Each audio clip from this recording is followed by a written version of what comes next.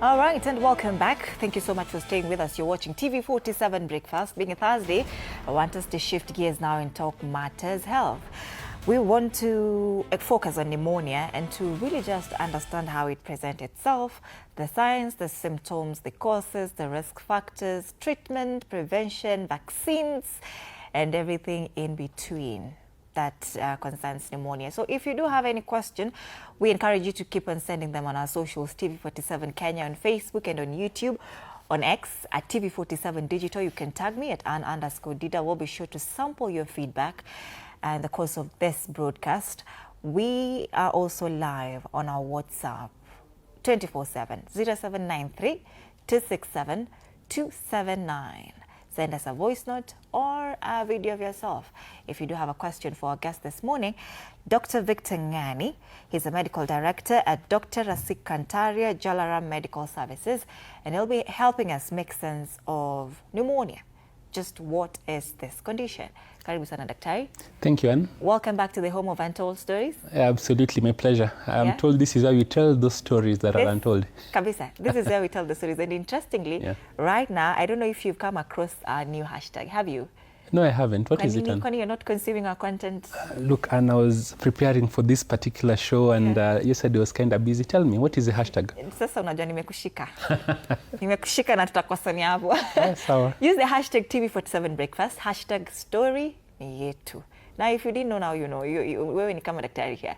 Hashtag story ni yetu. If you go there, you tell TV47 home of untold stories, hashtag story ni yetu sisi sote. And I want you to tell us the story of pneumonia, right? Yeah.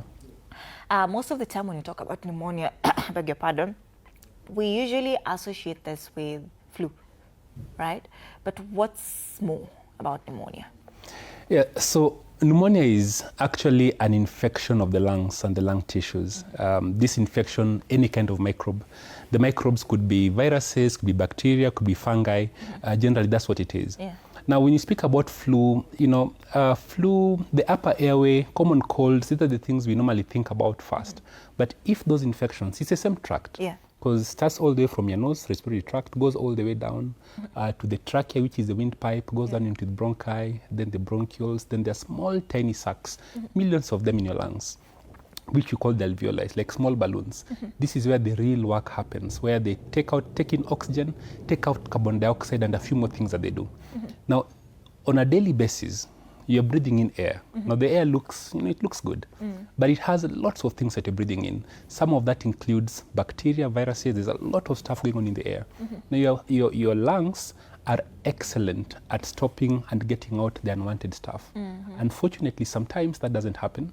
Either the lining is weak, or for some reason, this particular organism is very virulent, or your immunity is down for whatever reason, and there's a barrier that is broken in your lungs, and then this bacteria or these viruses or these fungi get into your tissues and then multiply. That is what is called pneumonia. When that happens, it causes a little bit of inflammation. You know, this is an air sac. We want air to come in. Then air gets into the blood vessels, oxygen, carbon dioxide comes out. But when you get an infection, this space begins to fill with fluid. And what happens? Air cannot displace fluid. And so you have all these symptoms coming in. Yeah. So, you know, I wanted you to paint that picture for us. So as you paint it, that is exactly what happens in the lungs, right? Because I'm trying to look at is it bronchus, or what is it called? Yeah, so the system, you know, when you breathe in, first of all, you start with your nose up here. It goes out into, you know, the back of the throat. Then you have that windpipe that we call the trachea. Then it breaks into two. One goes to the right side, one to the left side, the bronchi. Then keeps on getting smaller bronchioles. Don't worry about the big names, just that it keeps branching. The windpipe gets into smaller pipes until these small sacs that we call the alveoli. But that's one whole system. Right, and of course we are trying to just simplify it in the best way possible. So unajua tukisema, sometimes, you know, people casually throw these words that, wewe wacha tu kuvaa sweater, unacheza na pneumonia. How does that really translate into how now pneumonia would possibly present itself? If, for example, somebody ameniona pale ananiambia, unajua, you're welcoming pneumonia. Okay, it's a serious concern. You know, pneumonia is it's a fairly common disease. Worldwide, we think it affects about 450 million people. That's a big proportion. Almost 7% of the world population gets pneumonia at some point every year. And mortality is about 2.5 million people globally. 2.5 million people die from pneumonia. So that's a serious problem. Very serious. In Kenya, about 39% of children, deaths for children under 5, pneumonia is a cause, the leading cause of death for children under 5, and in the elderly as well.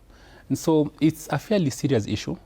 I think the first thing I want to mention is that there are many different types of pneumonia. We're going to get to it. So there's no one diagnosis called pneumonia. But specifically to your question, and maybe this is jumping the gun a bit, when people say, ukicheza na baridi unacheza na pneumonia. Well, the cold itself doesn't cause pneumonia, because pneumonia is caused by a microbe, and the cold is not a microbe. But there are certain conditions during cold season that makes it easier for you to contract pneumonia. For example, in the cold season, we tend to gather around and huddle in spaces, and we'll see that a big risk factor for getting pneumonia is guys sitting indoors and in enclosed spaces. The second thing is that cold air can cause the vessels in your airways to constrict a bit. That reduces blood flow. And one way where your body stops all these microbes from becoming an issue is that we have some white blood cells get into that space, and if there's a microbe, very quickly they deal with it. But if you have constriction, then this doesn't allow you to, do that. So then also you can get a common cold, and a common cold. Dr. Just hold on to that thought. We'll be coming back to that to tuambie how different that is. You know, tukisema tusipovaa sweater, then we are in turn welcoming in pneumonia, right? Let's get some feedback as we fix your microphone. What are people saying online? All right, this is Mary from Nairobi. Is pneumonia, all right, Mary is saying, is pneumonia just a serious flu, or is it something more dangerous? Is it just a serious flu, or just is something more dangerous? James from Nakuru says, as adults, especially men, how do we know when a cough is serious enough to see a doctor?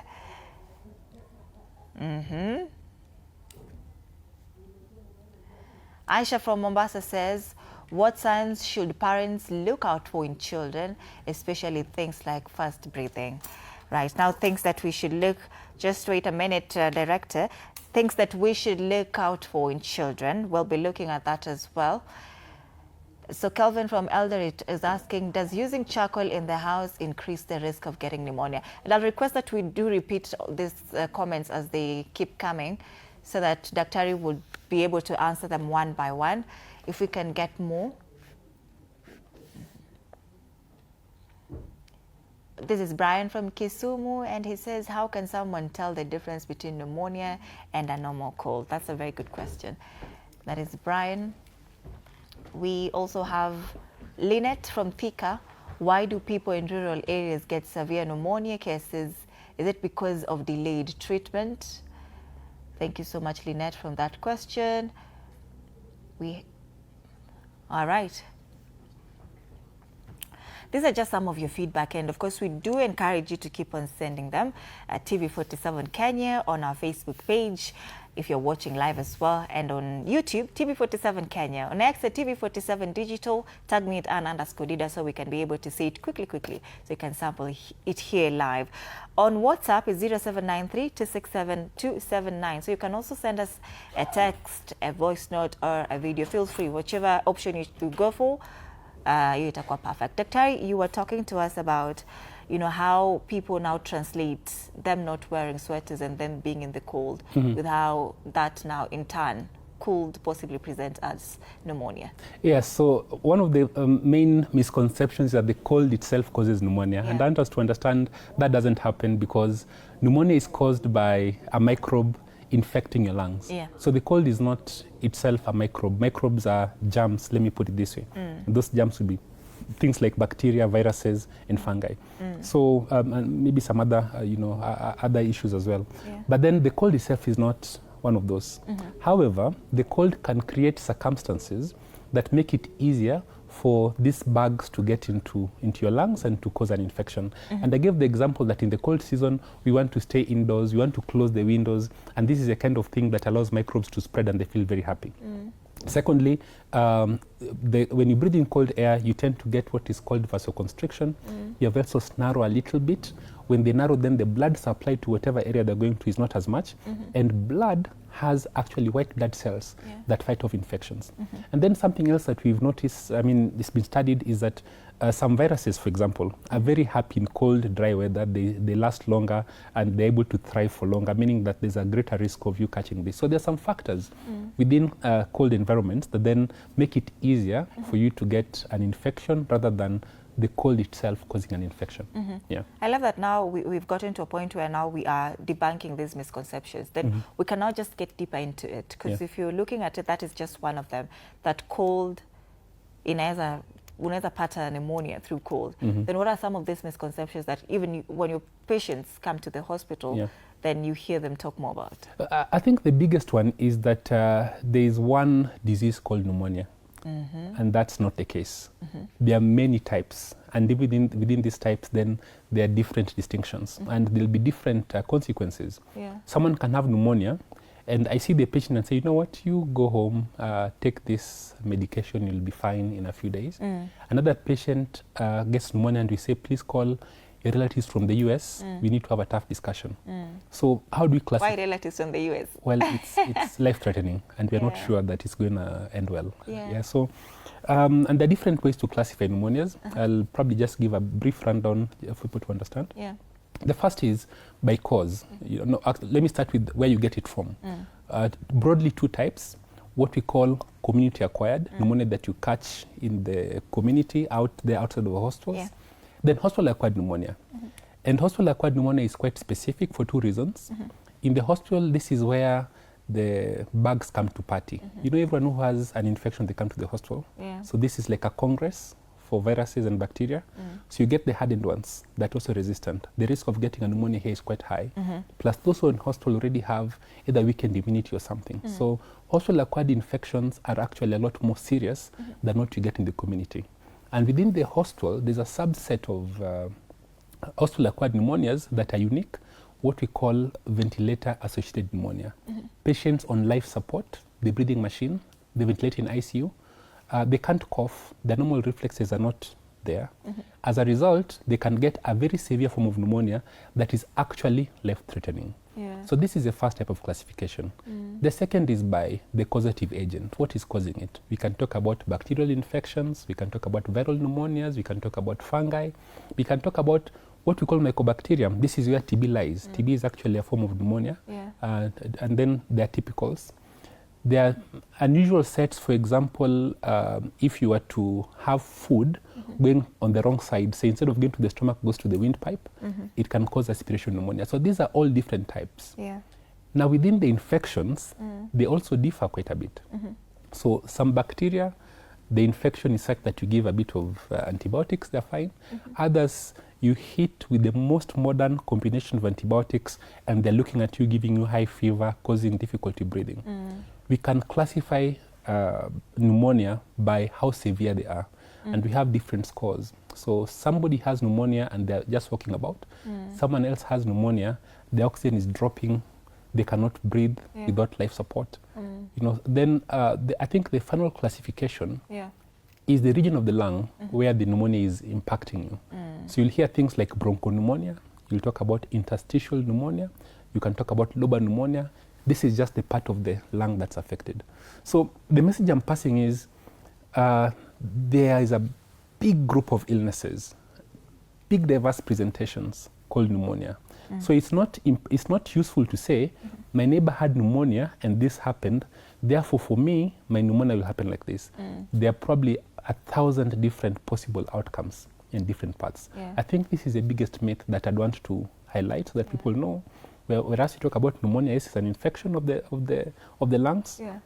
They are very different, and it's important to define what's going on with you and how to address it. Na ziko mingi. Ziko It's mingi. not just one. Ziko mingi. Jua kuna diagnosis moja inaitwa pneumonia. Hizo ni diagnosis mingi sana zimewekwa pamoja for ease of association. I like that you also mentioned tuberculosis, and we know TB. TB is something that is on high alert most of the time. That even newspapers, when we're reporting about TB, we talk about it as something that is very, very ni kama watu wanaisha kweli in areas like, the Nyanza, Western and all. But now how different is tuberculosis from pneumonia? Because tunajuanga tu TB, ukiwa na TB, you're coughing non-stop. Yeah. And TB, we know it that something that is quite more serious as compared to pneumonia, such that mtu akiwa karibu na wewe anakohoa and they have TB, you can easily acquire it. I don't know if that's a myth, but you'll demystify that for us. Yeah, so TB, let's understand what pneumonia is. And again, I'm narrowing down to one type of TB called pulmonary TB, which is just in the lungs, because TB can spread to other areas, extrapulmonary and so on, outside of the lungs. But TB is a type of pneumonia. So the term pneumonia is a generic term. Yeah. Now we have different types. So there's no difference between lung TB and TB, because lung TB is also pneumonia. Yeah. And other pneumonias are pneumonias. The difference is the causative organism. So this particular one is called Mycobacterium tuberculosis, which is what is causing it. It's a special kind of a bug. It doesn't respond to the normal antibiotics. The path, it's a very slow-growing organism. The way it affects you is different, and how you address it is different. So this is the distinction is that you have a unique bug that needs special treatment, causes special effects. It's very dangerous in its own right. It actually affects... Just hold on to that thought, because something interesting is happening in Status, and I want us to cross over there. Our reporter Alan Zook is on standby. It's live. It's actually a live event. Sebastian Sawe has been received by President William Ruto and is being hosted there. Let's cross over there and listen. Kwa kazi ambayo nilienda nikafanya kule London, nilifanya kwa niaba ya sisi wote kuchenga jina ya nchi yetu iendelee kung'aa kabisa, na ni furaha kwa sisi wote. Nasema tu asante, na bado tutasidi kutia bidii kwa talanta zetu na kujenga jina ya taifa letu ibaki kukaa juu kabisa. Asante pia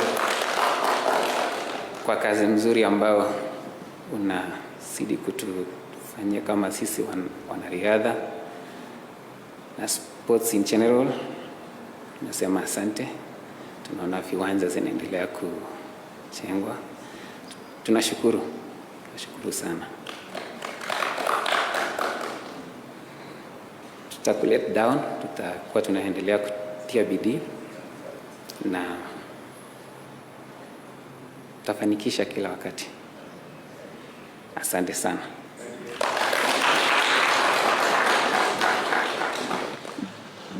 Next, Your Excellency, allow me to now invite the Cabinet Secretary for Sports, Honorable Salim Vuria, to make his remarks, and in turn, invite His Excellency, the President. Welcome, sir.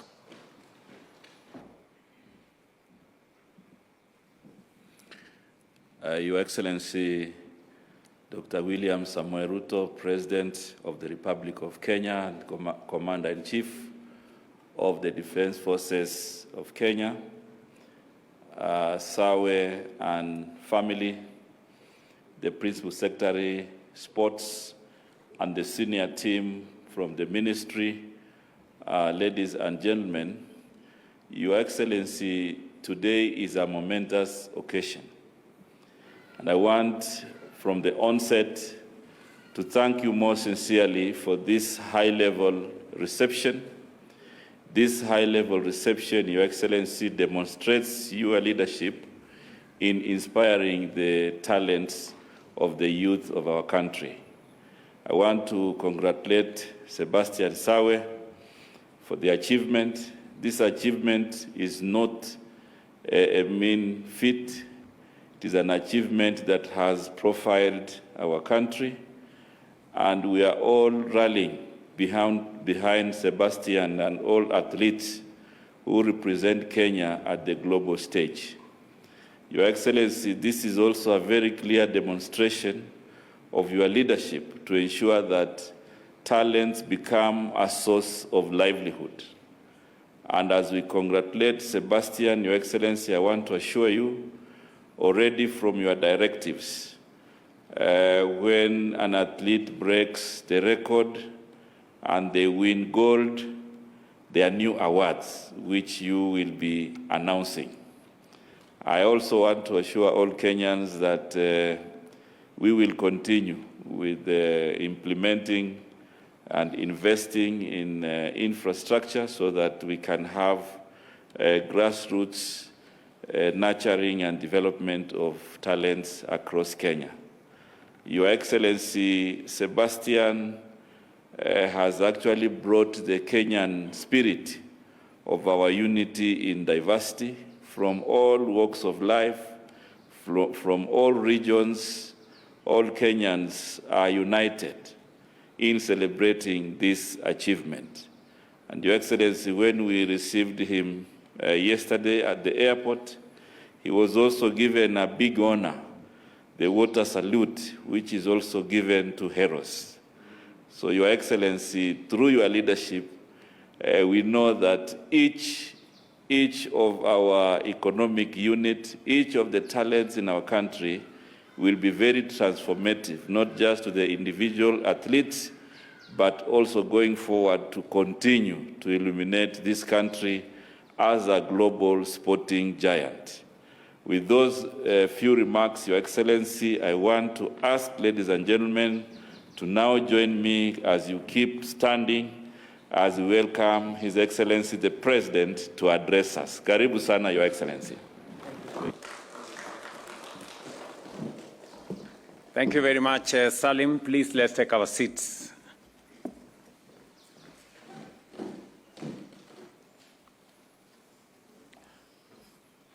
Good morning, everybody.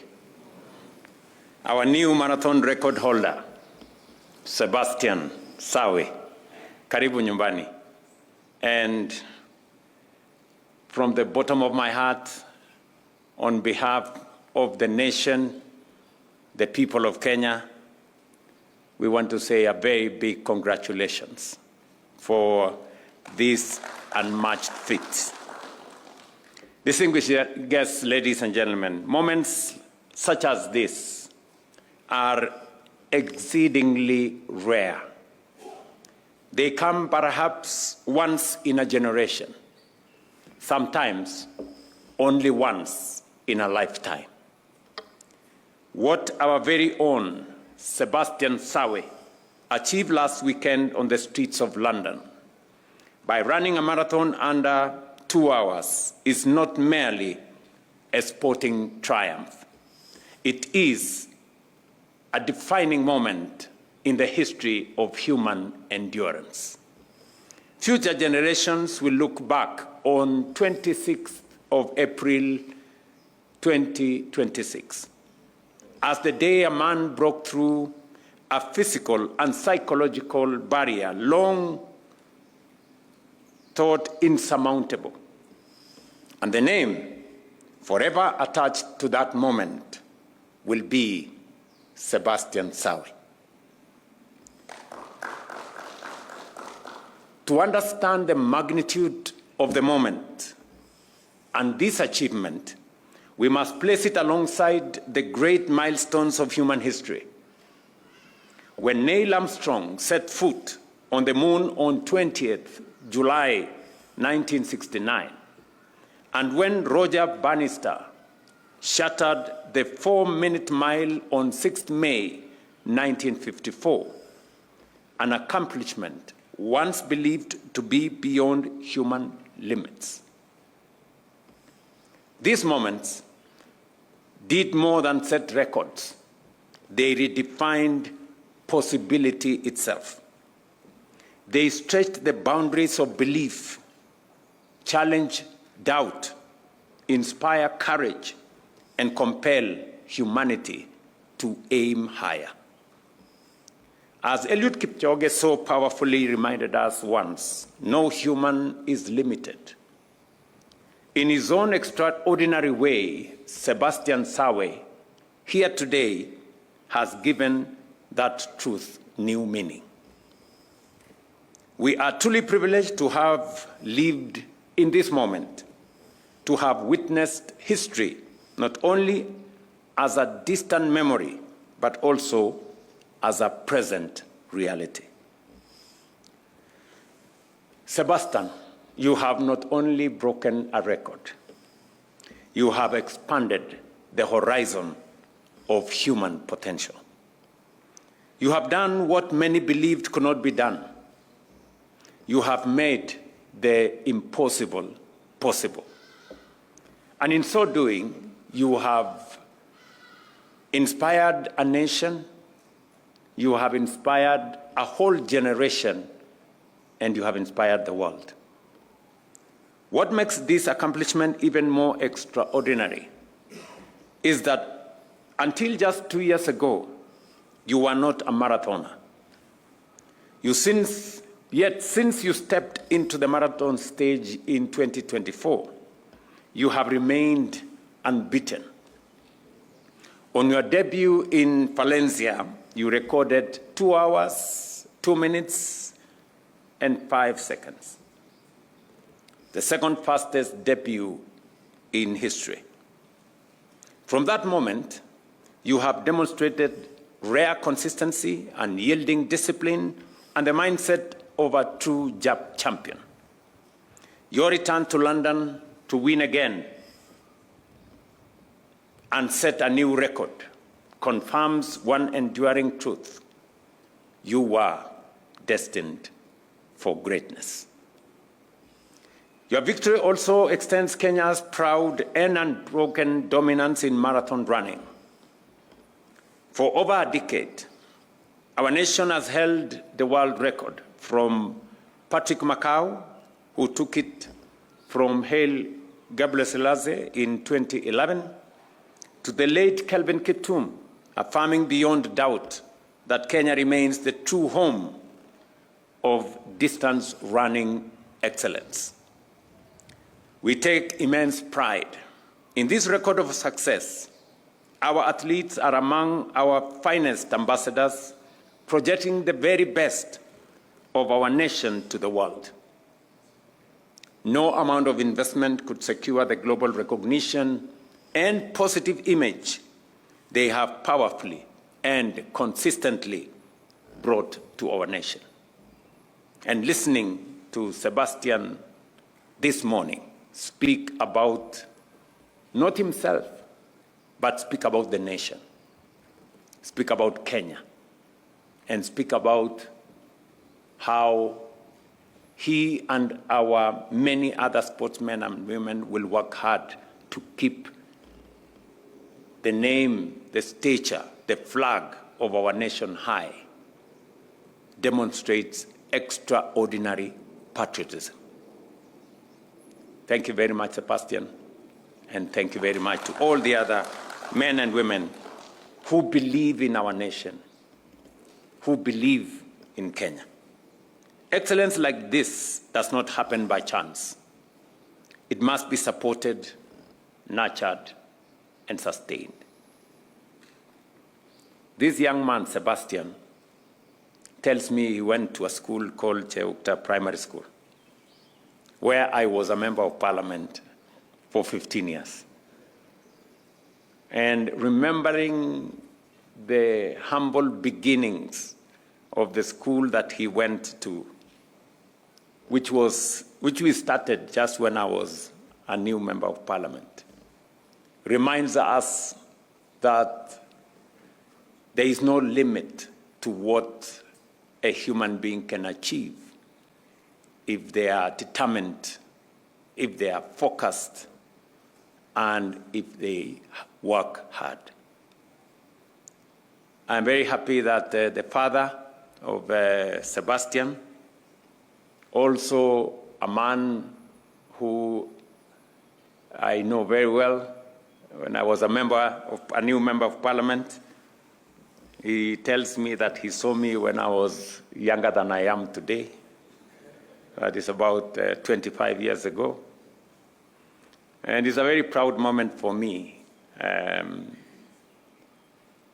when I see Sebastian here, who possibly, when I was a member of parliament, maybe he was not yet born.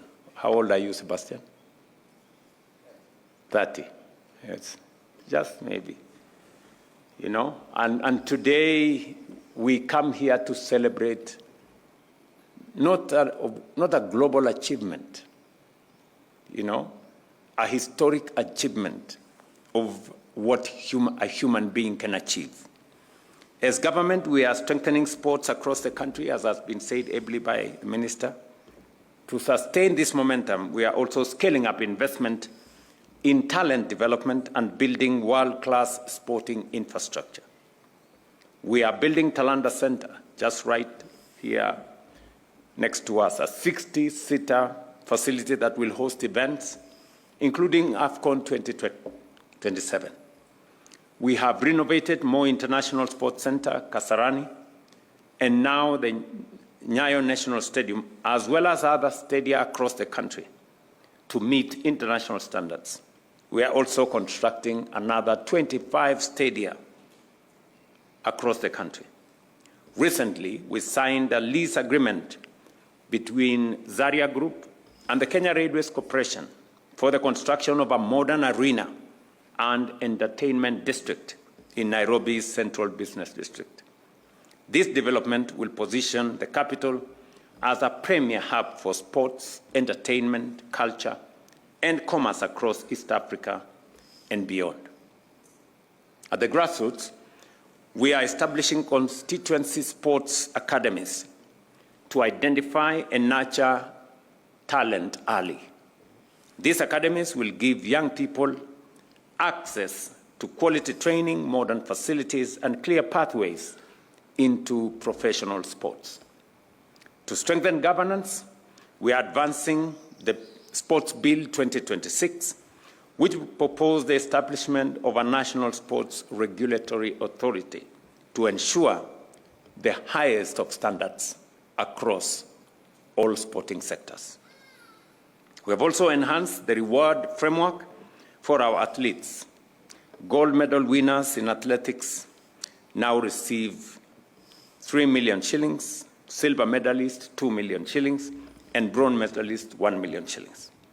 For the Commonwealth Games, gold medal winners will from now going forward receive Kenya shillings 2.5 million, silver medalists 1.5 million, and bronze medalists 1 million shillings. Daily allowances for sports and athletes who have increased from $60 to $200, and for officials from $80 to $300 when representing the country abroad. These measures are designed to support sports development and ensure that our young men and women have every opportunity to nurture and advance their talents. By investing in sports and creative economy, we are creating pathways for our young people to turn talent into sustainable livelihoods and meaningful careers. As we celebrate this success, we also send our very best wishes to Team Kenya, currently in Botswana, for the World Relays Championships. The team is led by Ferdinand Omanyala, alongside rising star Mercy Okech. We are confident they will represent our country with distinction. Once again, Sebastian, congratulations. Congratulations to your teammates. I am sure they are the people who put some energy behind you in the competition. Our good friend from Ethiopia, Kiplimo from Uganda, and of course Kipruto right here with us. Thank you very much, Kipruto, for putting up steep competition for Sebastian to make the history that he has made. Pongezi to all of you, and what Sebastian has achieved, running a marathon sub 2 under 2 hours, confirms Kenya's place as the origin of wonder. If there was any doubt in anybody's mind about magical Kenya and about the origin of wonder. Sebastian has put it with clarity that if you are looking for the origin of wonder, right here in Kenya, right here, as we witness Sebastian Sawe make history and create new wonder for the world.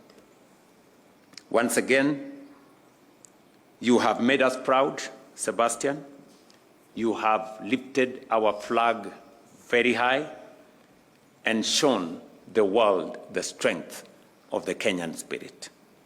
Above all, you have reminded us that what once seemed impossible is within reach, if only we dare to believe in ourselves, to push our highest aspirations with courage, consistency, and resolve. Asante sana, karibu nyumbani, and I am sure we have some reward for this good guy. So karibu sana, Bwana Bwana Sebastian Sawe. And nimefurahi sana kukuona. Na nimefurahi sana. I've been following your running, and congratulations. Pongezi. Umenieleza vile mambo ilikuwa pale na haikuwa rahisi, lakini you made us proud. Asante sana. Thank you, Your Excellency. We'll request that you kindly just take your seat for a minute as we set up the stage for the awards that will be presented. As you have mentioned, we certainly have, courtesy of your directive, the ministry has prepared awards that are as per what you've directed. The picture that is in front of you is one that captures that very magical moment, as explained by His Excellency, where Kenya again did a wonderful thing by winning that marathon. Sebastian, on behalf of the country, and Your Excellency will request that you then sign this souvenir photo, which will be presented, or rather will be archived. Your Excellency, for you to approach and sign the photo, flanked by Sebastian. And that is a photo that is autographed by Sawe, which captures that historic moment where he crossed the tape in sub 2 hours, 1 hour, 59 and 30.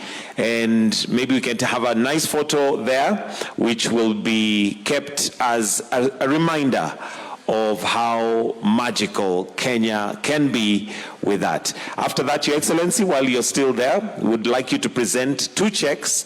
The first check is a check of 5 million Kenyan shillings, and this is as per your directive. For anybody who breaks the world record, instantly gets 5 million Kenyan shillings as a reward. So that will be the first check presented from the ministry. A clap for that as well.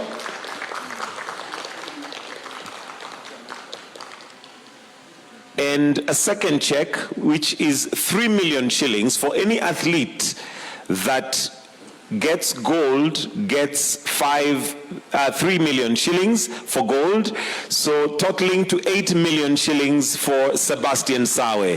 A wonderful, wonderful way for Your Excellency appreciating the athletes and the sports fraternity. The next presentation is from Sawe to His Excellency the President, and this is the historic shoes that he used on that particular day, an autographed pair of shoes, Your Excellency. Maybe after some time you may want to get into the marathon.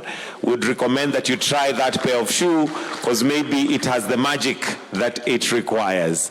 And that is the actual shoe that Sebastian Sawe used on the day where he broke the record and put Kenya once again on that podium of athletes that have broken world records, and currently the world record holder for the London Marathon and for the marathon, having run a sub-2 marathon at exactly 1 hour 59:30. Thank you, Your Excellency.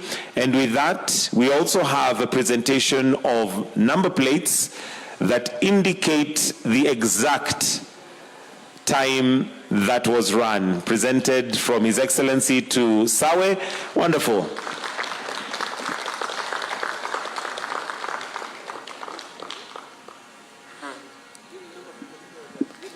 A number plate indicating 1 hour 59 minutes and 30 seconds, which is what Sebastian ran with that London Marathon.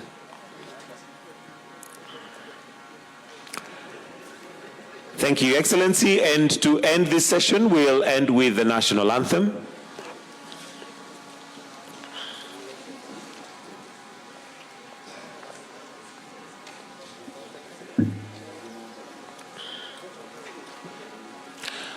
So, Sebastian, we'll request that you take your position while His Excellency remains on the podium for us to wind up with the national anthem, the anthem.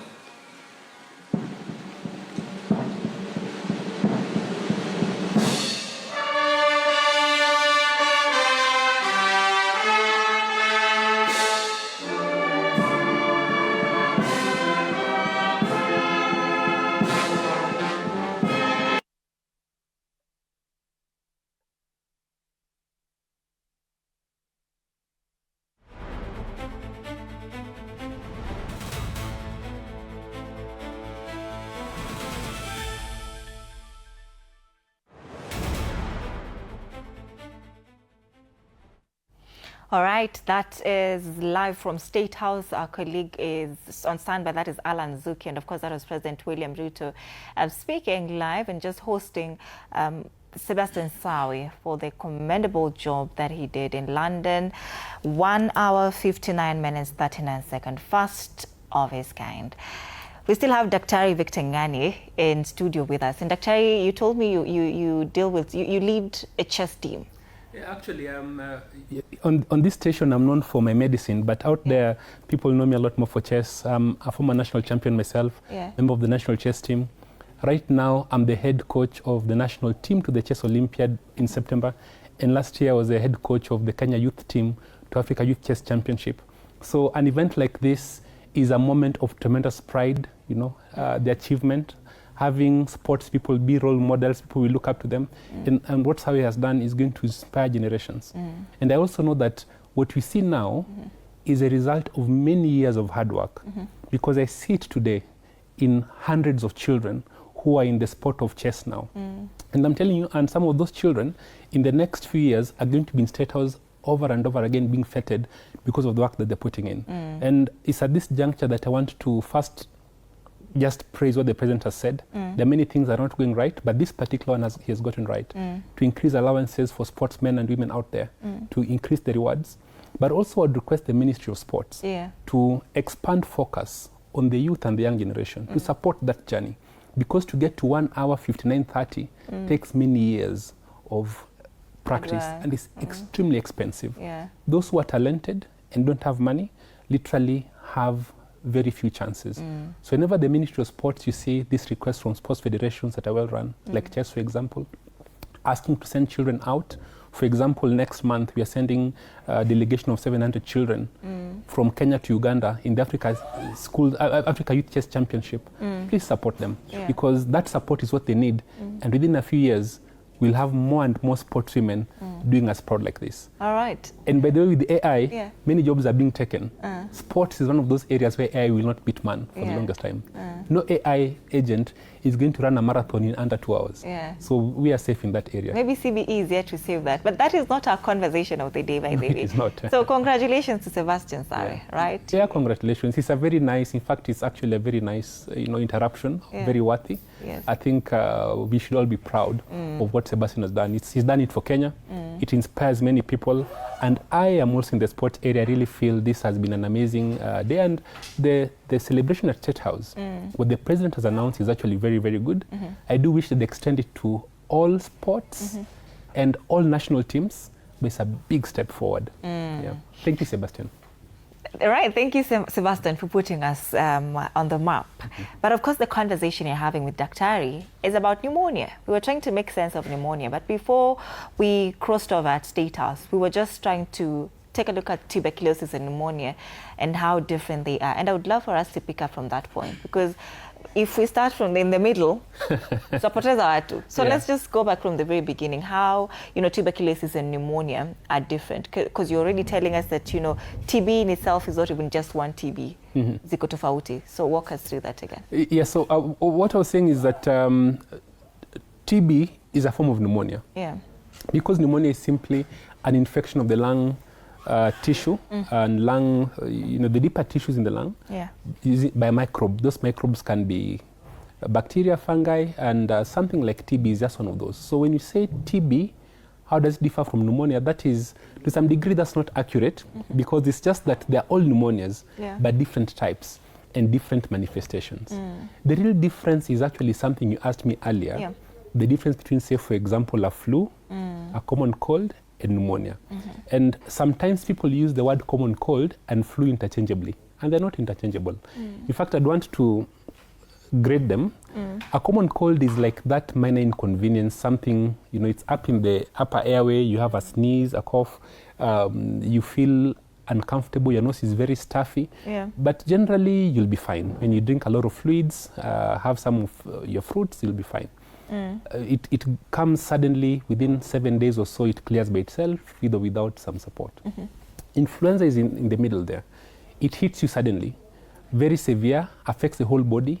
You get fevers, you get chills, you get your body's feeling unwell. You have the same things of cough. You can have some stuffiness, you can have some challenges, beyond just the sore throat. It can be quite severe, quite bad. You actually feel you're under the weather, you really can't work, you almost want to go home. And it's caused by a different, often influenza viruses. Common colds can be caused by almost 200 different viruses. Rhinovirus being the most common. There are different types. Influenza, which is flu, is caused by a group of viruses called the influenzas. Now, if any of these infections plus bacteria go down deeper into the tissues, now into the deep lung, then now they cause pneumonia, where you have your difficulty breathing, the cough becomes deeper, it doesn't go away, gets a bit worse. And by the way, I should mention here that it presents differently in different age groups. In the younger children, they may never cough. All you'll see is that they're breathing faster, they're much fussy. You may see that the muscles between the ribs are going in when they breathe, or up here, they retract a little bit. Those are signs of pneumonia, and they may refuse to feed. They may cry a lot. And in people above 65 years of age, it also differs a little bit. They may never cough, they may never have the common symptoms, but suddenly they become confused. Why? That is tuberculosis. No, this is pneumonia in general. TB is a type of pneumonia, which has its own, that's a whole conversation. That's just a type. A type of pneumonia. But the big distinction people want to pay attention to is the difference between common cold, and you asked me this question actually, I didn't respond to it. Common cold, flu, and now pneumonia. So pneumonia is much deeper. Pneumonia can be life-threatening. If you don't deal with it, it's probably going to become problematic. The influenza comes very fast, but often it's restricted to the upper airways. Influenza can go down into the lungs and cause a pneumonia. Common colds, which are by far the most common, the stuffiness, the sneezing, the running nose, those ones, a bit of a sore throat, that's the milder form. I don't know whether this has clarified that particular one, but pneumonia is a serious one now, and everything goes down into the deeper airways, into those bronchioles we spoke about, into those alveoli, the small balloons, deep into the lungs, where now, if you don't deal with that, then the airways get filled with fluid, and you can get difficulty breathing. The symptoms get more severe and can actually become life-threatening.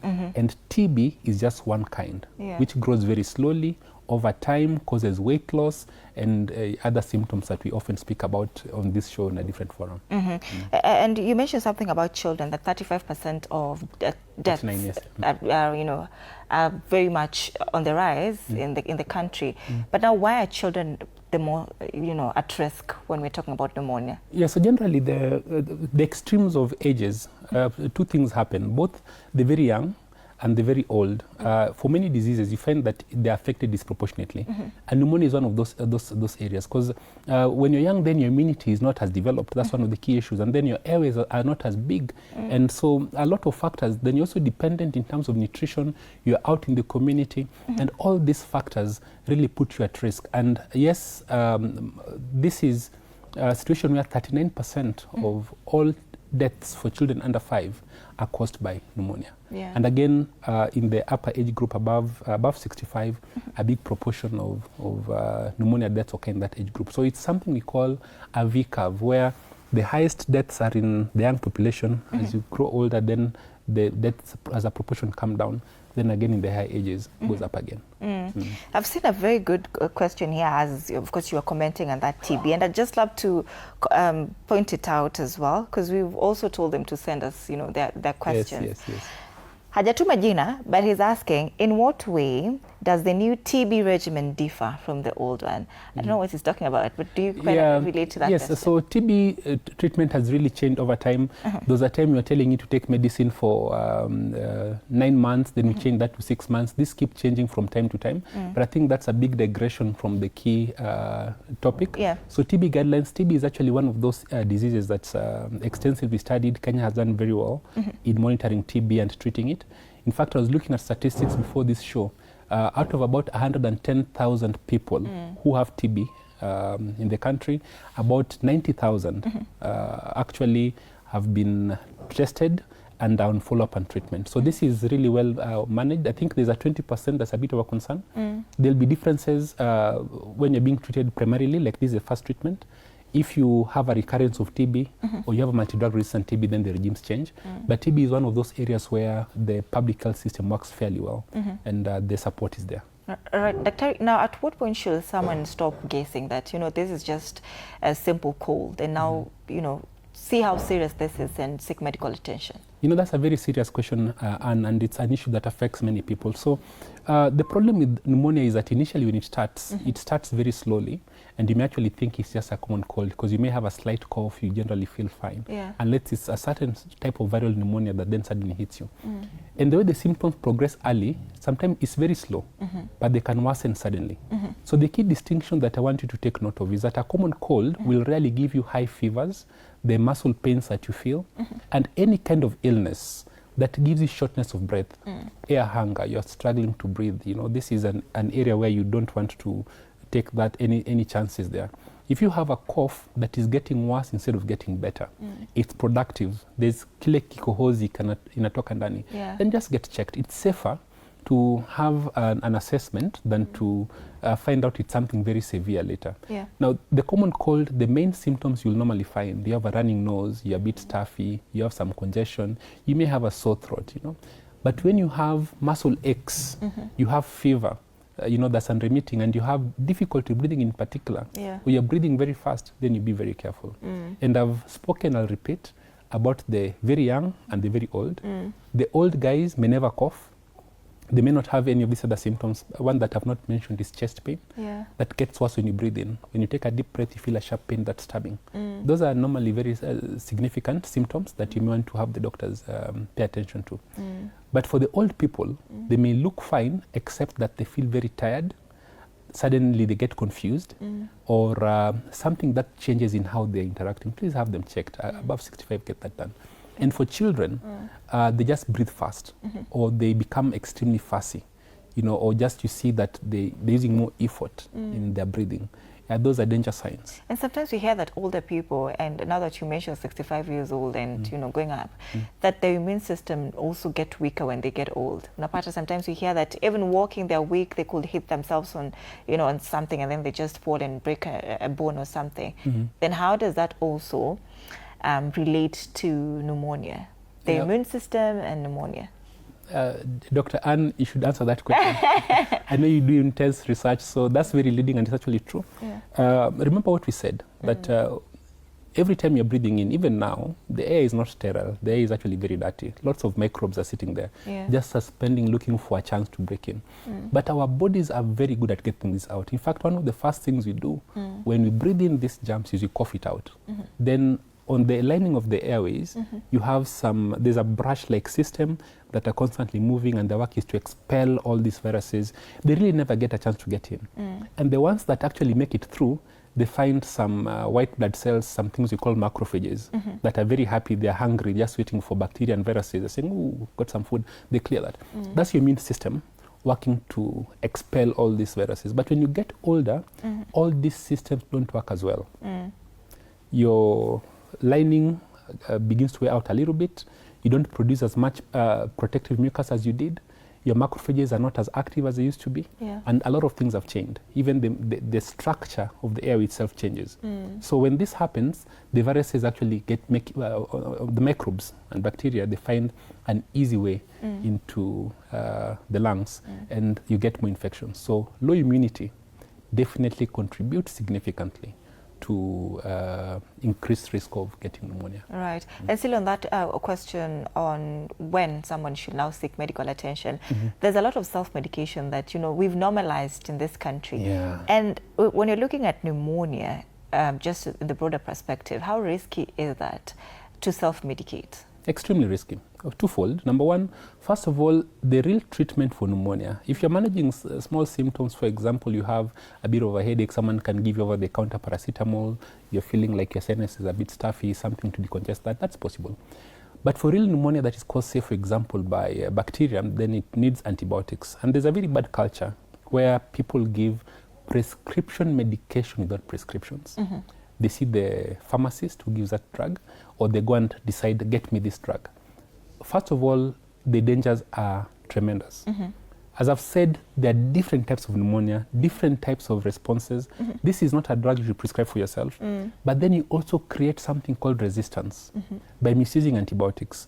And something that you could treat easily, in just a few years becomes something we can never treat. And we are running out of antibiotics. So the dangers here are tremendous. Then you may also miss the opportunity to get it treated. In life, we say, a disease, the best is to prevent it. If you can't prevent it, catch it early and treat it effectively. When you self-medicate, one, you can mask symptoms, it's getting worse.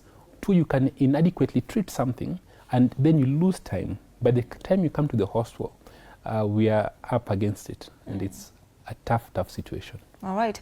I want us to cross over, Daktari, to, Ole Sereni. My colleague is there, and she'll be telling us more about the launch of Circular Rising program by the Absa Bank Kenya.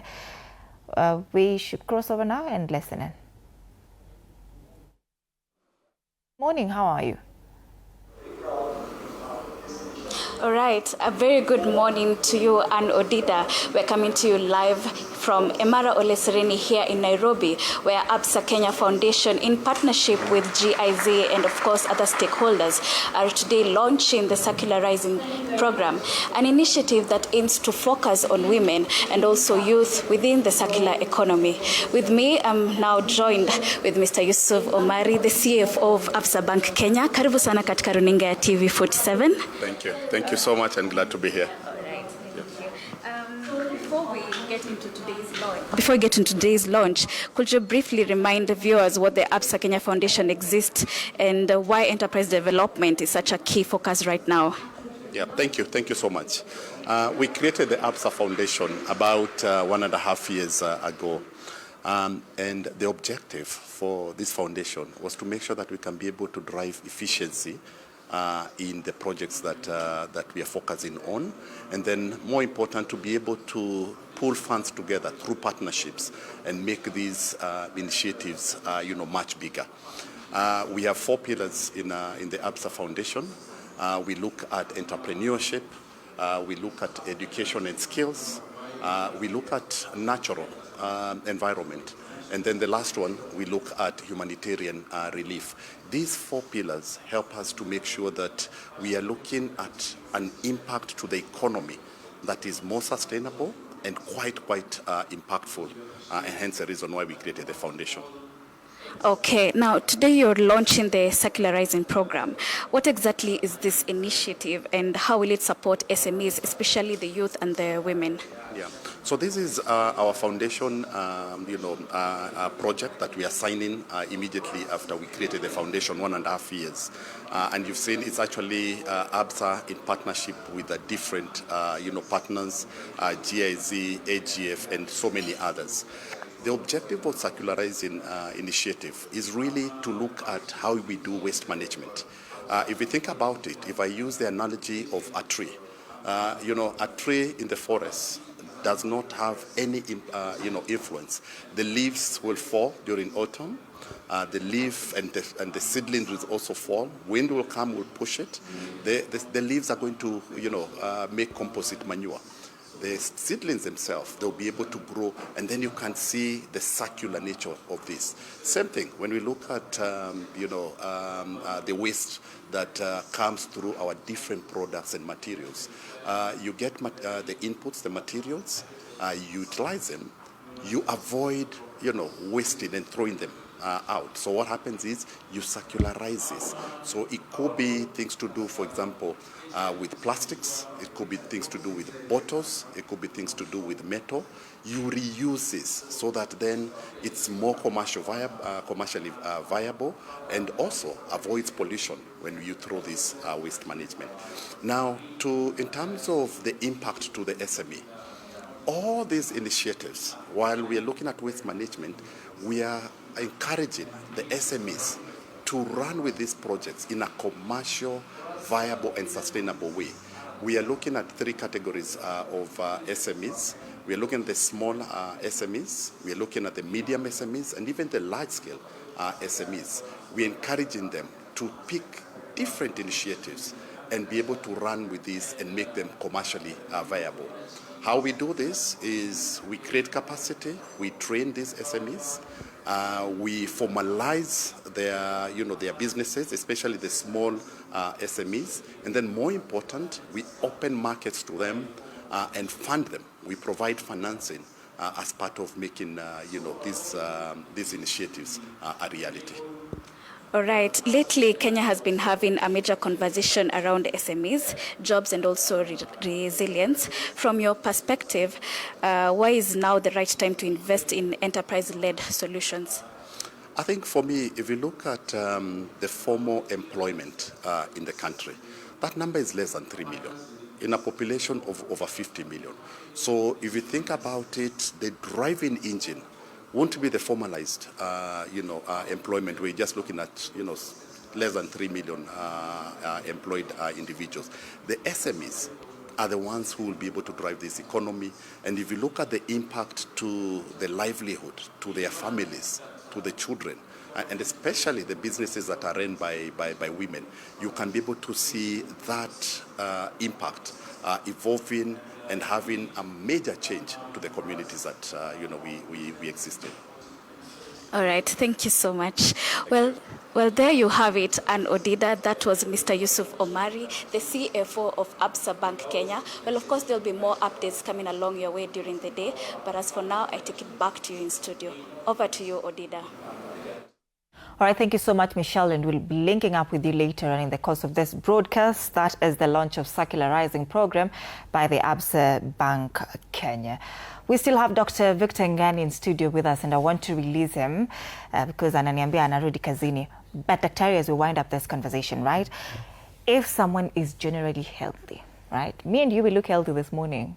Then what should we be worried about pneumonia?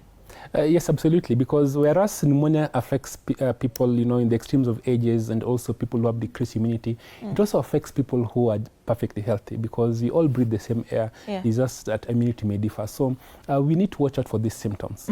And generally, there's also things we should do in life that can reduce our risks.